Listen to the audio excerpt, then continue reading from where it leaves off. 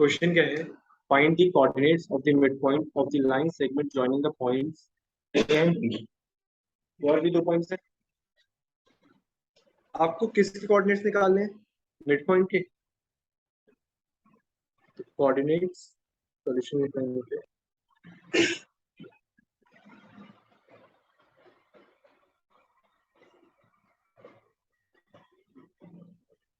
Mid point के coordinates निकालने का फॉर्मूला क्या था?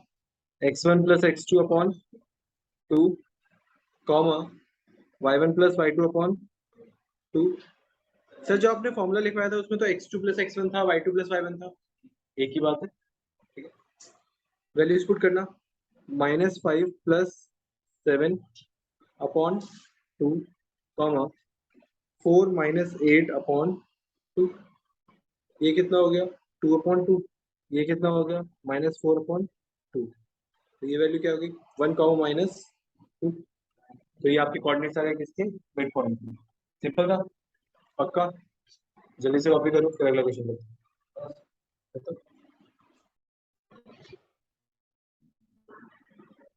क्वेश्चन नंबर 14 क्या है? Find the coordinates of the point of trisection of a line segment joining points A and B. A और बी पॉइंट को जॉइन करना है। इसमें एक वर्ड आया था क्या? ट्राइसेक्ट। ट्राइसेक्ट का मतलब है तीन इक्वल पार्ट्स में डिवाइड करना। इसका डायग्राम बनाना। सॉल्यूशन स्टार्ट कर। एक पॉइंट है ए, एक पॉइंट है बी। बेचारा ए पॉइंट, उसे क्या पता था एक दो पॉइंट आएंगे उससे लाइन सेगमेंट को तीन इक्वल पार्ट्स में डिवाइड कर देंगे। सर आपने उल्टा लिख दिया, ऐसा लग रहा है ना? चलो कोई बात नहीं, इसे हमने बी लिख दिया और इसे हमने ए लिख दिया। इससे कुछ फर्क पड़ा? सर उतना ही जितना आप यहीं करा दो। चलो, ट्राइसेक्ट मतलब तीन इक्वल पार्ट्स में डिवाइड कर रहा है। अगर मैं एक पॉइंट यहाँ डाल दूं और एक पॉइंट यहाँ डाल दूं, मतलब सी दे दिया और डी दे दिया, कुछ फर्क पड़ेगा? तीन इक्वल पार्ट बन गए। तीन इक्वल है मतलब इसका रेशियो 1 1 1। तीन इक्वल पार्ट्स है, तीनों 1 1। अब आपको एक तो ये पॉइंट निकालना है और एक ये पॉइंट निकालना है। क्या आपको कोई ऐसा फॉर्मूला बताया गया है जिससे आप दोनों पॉइंट एक साथ निकाल लो? नहीं, एक ही पॉइंट के लिए फॉर्मूला सीखा है आपको।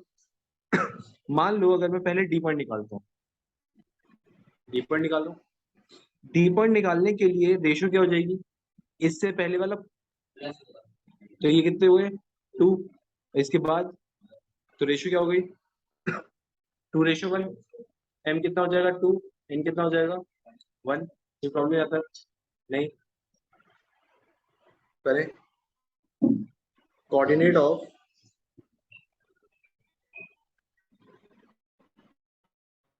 डी, एम कितना है? 2 इंटू x2 कितना है? -5 प्लस एन कितना है? 1 into 4 upon 3 comma 2 into 6 plus 1 into -3 whole upon 3। 2 into -5 -10 plus 4 upon 6 comma 2 6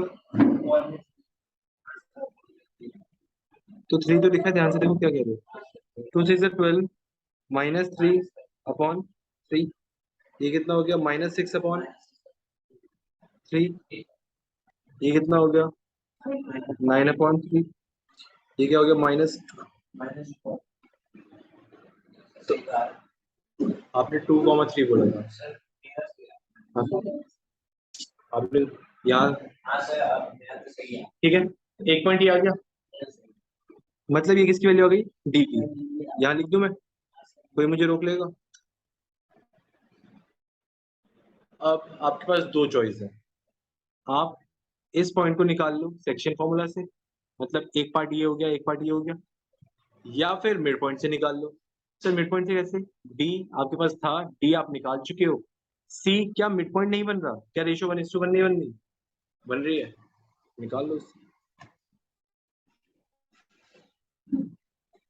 coordinate of C x2 plus x1 मतलब 4 - 2/2 कॉमा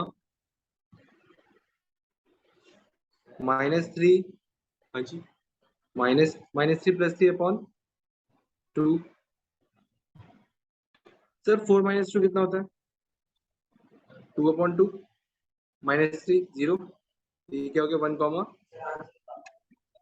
आंसर तो सेम आएगा, मेथड अलग हो सकते हैं। अगर आप यही सेक्शन फॉर्मूला से निकालते थोड़ी कैलकुलेशन पड़ जाती, आंसर भैया था। ठीक है, क्लियर हो यहाँ तक? जल्दी से कॉपी कर लो जिसने नहीं किया था।